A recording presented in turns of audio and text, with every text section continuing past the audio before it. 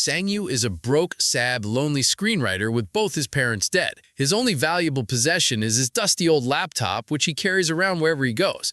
A truly sad existence of a man. But as sad as he is, that's not even his biggest problem. His real curse? The fact that he hasn't slept in over 6 months.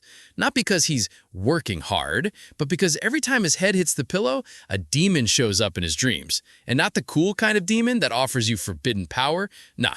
This one's a sadistic nightmare parasite that turns his dreams into violent horror shows until he dies inside them. Take tonight, for example. Sang-yu is riding the subway in his dream when the demon shows up. It doesn't waste time. It grabs him by his greasy hair, smashes a hole in the floor, and shoves his head through it like he's a piece of trash being taken out. He wakes up immediately after his dream self dies, covered in sweat, probably smelling worse than before, and thinks maybe he'll get some writing done. But before it can even pretend to work, there's a knock at the door. It's his landlord, claiming he brought food, hoping the charity might guilt Sang-yu into paying rent for once. Instead, our hero pulls his best rat impression and escapes out the window to avoid paying rent. Out on the street, Sang-yu thinks about all the so-called experts he's begged for help. Psychologists, doctors, scientists, priests, maybe even a fortune teller or two. All of them told him something different about dreams, but none of them gave him anything useful. Hunger drives him to a street vendor, where he orders the cheapest thing possible, a crap without eggs, as that's all he can really afford. The vendor, either feeling sorry for him or just trying to get rid of an extra egg, adds one for free. Our boy is pleased and starts smiling, sort of. While waiting, he spots the cafe across the street where Hwar works, the girl he's been simping on for years. He first saw her at some bar back when he still had friends, singing with her band. His crepe is ready, and for a brief second, he looks happy. But that doesn't last very long. Sungjae, his manager, spots him. Sang-yu panics, bolts down the street, and drops his precious crepe. But of course, his malnourished body can't handle more than a few seconds of running before he's beaten out. Sungjae catches him with ease. Inside a restaurant, Sungjae orders food for himself and makes Sang-yu sit there, watching while he eats. He scolds him for breaking his contract, for missing deadlines, for generally being a failure. Sang-yu tries to play the sympathy card, whining about how insomnia keeps him from writing. Sungjae doesn't care. He gives him a deadline, 10 days to finish the script, or it's over. But for Sang-yu, over might be the kindest thing that could happen. Sang-yu drags his sorry self back to his apartment, only to find the door bolted shut and every piece of junk he owns dumped in the hallway like trash. The landlord finally had enough of his unpaid rent sob story and kicked him to the curb. With nowhere to go, he slinks into a cafe, pretending that you might get some writing done there. But of course, his stomach is louder than his ambition, and hunger wipes out what little focus he had. Eventually, the inevitable happens. The demon doesn't waste a second. It's behind him in a heartbeat, looping chains around his neck and pounding his skull into the table with enough force to crack bone, until Sang-yu's dream self is lifeless once again. He jolts awake to morning light, and, surprise, his laptop is gone. His one lifeline for work, stolen while he drooled on himself in public. So he does what any depressed in his case would, sends Sang a melodramatic text about killing himself and finally reuniting with his parents. For maximum tragic effect, he picks the roof of a building directly across from Hwar's cafe, staring at her, while he inches toward the ledge. But before he can make his big leap, the crepe vendor shows up, offering him free food. The old man joins him on the roof, watches him inhale the meal, and starts rambling about how different people see death in dreams. His grand conclusion: when Sang-yu is trapped in a nightmare, he should just say, "I'm dreaming," to break free faster. Sang-yu stays up there until the sun goes down, still watching Hwar, before finally pawning off his cell phone just to scrape together enough for food. In a convenience store, he briefly considers stealing before chickening out under the gaze of a bored clerk with a security camera. Outside, Hwar herself approaches, looking genuinely concerned for him. For one split second, it feels too good to be real. And it is. She morphs into the demon, shoving him against the glass while the clerk looks on, confused by what must look like a one-man panic attack. The demon penetrates him mid-air with its sword and hurls him straight through the shop's window. But as Sang-yu hurtles through the glass, he hears the crepe man's advice echoing in his head. He forces the words out, "I'm dreaming," and in a blink, he wakes. Reality isn't much better. He's still flying through broken glass, but he's not stabbed. And somehow, the demon's sword is clutched in his hands. He bolts before the ambulance can show, spending the night in a park, gripping the sword while contemplating if he is still dreaming. By morning, he drags himself to a flea market. The way buyers swarm him, he realizes the weapon's worth something serious. He takes it to a pawn shop and walks out 20,000 richer. The money is gone almost as fast as he got it. A new computer, a decadent meal, and a night in a fancy hotel. And because his greed outweighs his sense, he swallows sleeping pills, ready to dive back into the nightmare realm for another score. The hotel itself becomes the stage for his dream. He grabs a vase, tries saying, "I'm dreaming," but nothing happens. Then the demon appears, wielding a massive golden axe. The beating is savage. He's slammed into walls, thrown like a rag doll, but in between blows, Sang-Yu manages to snatch the axe and say the magic words. He wakes with the weapon in his hands, completely uninjured. Same pawn shop, more cash. Same spending habits, expensive clothes, a shiny new car, and a night of throwing money at women he doesn't even take into his room. He just gives them money, telling them to fuck off. His next scheme is to prime the dream, staring at photos of a famous museum before bed so the nightmare will lead him there. And for once, it works exactly as planned. Sang-Yu strolls through the dream museum, gawking at antiques he couldn't afford before. He plants himself in a chair, smugly waiting for the demon to show up. But this time, the demon comes packing heat, a gun. Not exactly what our boy was hoping for. Now he's sprinting between priceless exhibits like a rat in a gallery, barely dodging bullets until finally, the demon catches up and kills him. He wakes in his hotel bed, empty-handed, failure, again. But instead of taking the loss like a man, he pops another sleeping pill to finish the job. Back in the dream, he's on the run again. A few lucky bullet dodges later, including one ridiculous jump, he swipes 2 antiques before screaming, "I'm dreaming!" The treasures go straight to high-end antique dealers, the kind who serve billionaires. They hand him $2 million on the spot, though they clearly want to know where he's sourcing priceless relics. But Sang-Yu cleverly dodges the questions and walks out richer than he's ever been. Waiting outside is Sang-Ge, furious, convinced his friend had actually died. But Sang-Ge flips the script, inviting him to a fancy restaurant and casually repaying the money Sang-Ge once lent him for that unfinished script. The next day, feeling bold, Sang-Ge finally walks into Hua-Er's cafe, orders a latte, asks if she remembers him. She doesn't. He then asks why she's selling the cafe. She tells him it's so she could pursue her dream of being an OnlyFans model, and plus, the cafe only brought debt. That night, Sang-Yu drinks himself half to death with Sang-Jae, who's still trying to sniff out the secret to his sudden wealth. Later, Sang-Jae hauls him back to the hotel and puts him to sleep and pretends to leave, only to sneak back and rifle through his wallet and checkbook. His snooping is cut short when Sang-Yu wakes up,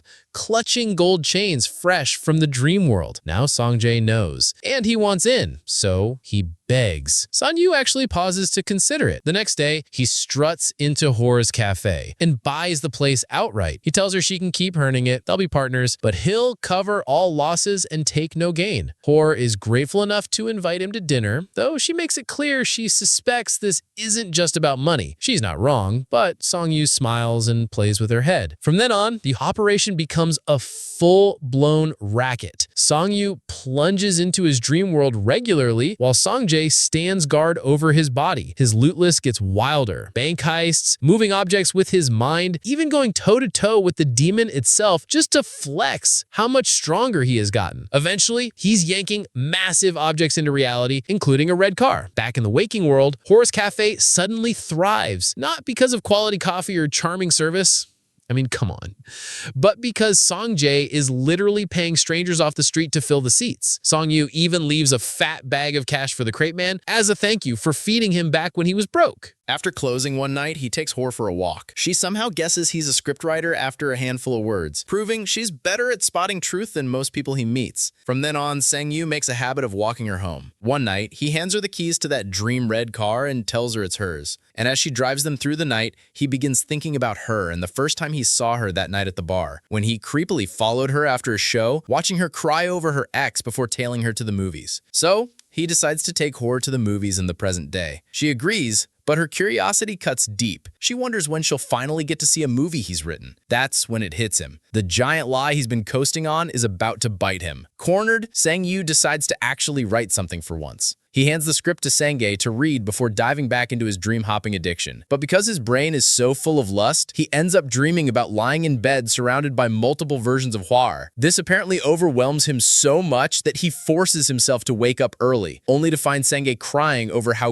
good the script is. Their scam rolls into motion. They sell the script to a movie company, even throwing in their own dirty money to make sure the biggest names in the industry show up and turn it into a blockbuster. Then comes the tribute dinner, where Sang-Yu plays the part of the celebrated genius, bringing Hwar as his guest of honor. They even put together a highlight reel of his career, all fabricated nonsense about hit movies he allegedly wrote but didn't claim because he was too busy traveling the world. Days later, in another dream, Sang-Yu stumbles across a meditating monk. He tries to yank the belt off the man, and the dream punishes him by disintegrating his hand. But then he tries again right after his fingers return. This time, the monk burns 2 smoking lines into his chest with his fingers before disintegrating along with the belt. Even the demon doesn't bother showing up for this one. One night, Sang-Yu takes his chick to the same rooftop where he nearly killed himself, only to reveal a fireworks show he had arranged. Later at her apartment, Hwar steps into the bathroom to refresh himself while Sang-Yu rehearses a love confession. But instead of a tender moment, something slams into his chest. In the mirror, he spots 2 smoking black lines, the monk's parting gift now branded on his skin. Shaken, he ignores the orgy Sang-Ge has going back at their place and collapses into bed. When Sang-Ge assumes they're doing their usual treasure grab routine, Sang-Ge tells him to forget it. This time, he's going in alone. The dream drops him into a tall, empty building where a mysterious figure stands on the balcony. Getting closer, Sang-Yu realizes it's himself, an older, decaying version of himself, falling apart piece by piece. Waking up, he finds a fresh scar on his shoulder. As the hours pass, more scars bloom across his body, everyone in a spot where the demon had hurt him in past dreams. The next morning, desperate for answers, he heads toward the only wise source he has, the Crepe Man. But before he gets there, a van approaches and masked men snatch him. When the bag comes off his head, he's in some abandoned building surrounded by gangsters led by Chiang-Gi. Sang-Yu immediately folds, offering to pay whatever they want. They settle on 10 million and he calls Sang-Ge to bring the cash. When Sang-Ge arrives, the men double-cross them. Chiang-Ge's men take the money and him. They use Sang-Ge as leverage while Sang-Yu, out of options, brings them all back to his apartment with his partner. Once there, he opens the door to his private stash of dream loot. Chiang-Ge demands to know how he's acquired such treasures, but before Sang-Yu can lie, the intercom buzzes. It's Hwar, here to see him. In order to protect her, he tells her to fuck off, that he is not interested in her anymore. But seeing her upset, this makes her, the receptionist, tells her to go up anyways because his room door was still wide open. The second Hwar steps out of the elevator, one of Chiang-Ge's thugs grabs her and drags her straight to where they're keeping Sang-Yu. Chiang-Ge starts poking at her with words, spilling the truth that Sang-Yu has been lying through his teeth this whole time. But Hwar doesn't want to believe it. One of Chiang-Ge's own men speaks up, saying they only came for the money, not to humiliate some woman. Chiang-Ge slides on a pair of golden knuckle and starts beating the shit out of him. Meanwhile, Sang-Ge starts to stir awake in the background, catching just enough of what's happening to know this is his cue. When Chiang-Ge turns his attention to Hwar, she kicks his balls, and Sang-Ge seizes the opening, smashing a vase over the skull of the man pinning her down. Sang-Yu, meanwhile, has to resort to biting the thug holding him and wriggles free, only to immediately get stabbed. The 3 make a break for it, but with Sang-Yu's moving slowly thanks to his wounds, the thugs catch up with them on the stairwell. One of the attackers sinks another blade into Sang-Yu, and Sang-Ge stays behind to take them on, buying time for Sang-Yu and Hwar to flee. But Sang-Ge is still just one ordinary man against 2 seasoned killers. They beat him into the floorboards, killing him. Sang-Yu and Hwar don't get far. Another thug nabs them upstairs and beats them both like ragdolls, tossing them around the room. Sang-Yu plants a dagger in his back, but the guy is a Sigma from Ohio, so he feels nothing. Eventually, they both black out, and Sang-Yu comes to in some strange, crumbling ruins. A black, tar-like substance clings to him, swallowing him whole until he moves and it peels away. Wandering through the decay, he finds a glowing archway and touches it. Immediately, visions rip through his head, flashes of his life over the last few months, every detail from the waking world and the dream world, and even a version of himself being carted off in an ambulance that night outside the convenience store. When the vision ends, Sang-Yu stumbles forward into an open space dominated by a massive crystal wall. He throws himself at, hammering away while chanting, "I'm dreaming." He keeps at it until his own blood loss knocks him out cold. That's when it happens. His body twists and warps in ways no human frame should, and Song Yu isn't Song Yu anymore. He becomes the demon. A machete materializes in his hand, and he starts hacking into the crystal with feral intent, replaying past encounters in his head, only in these versions, he doesn't stand there like a little bitch. This time he imagines smashing his landlord's face in and putting Sangye in the ground for daring to treat him like the dead weight. The wall finally shatters, and the demon steps into Song Yu's living room, where Song Yu's real body just happens to be waking up. The demon doesn't hesitate. It quickly wastes all the thugs, dropping them lifeless like the Ohio Sigma that he is. Then, as if to finish the job, the demon turns his focus to Song Yu himself.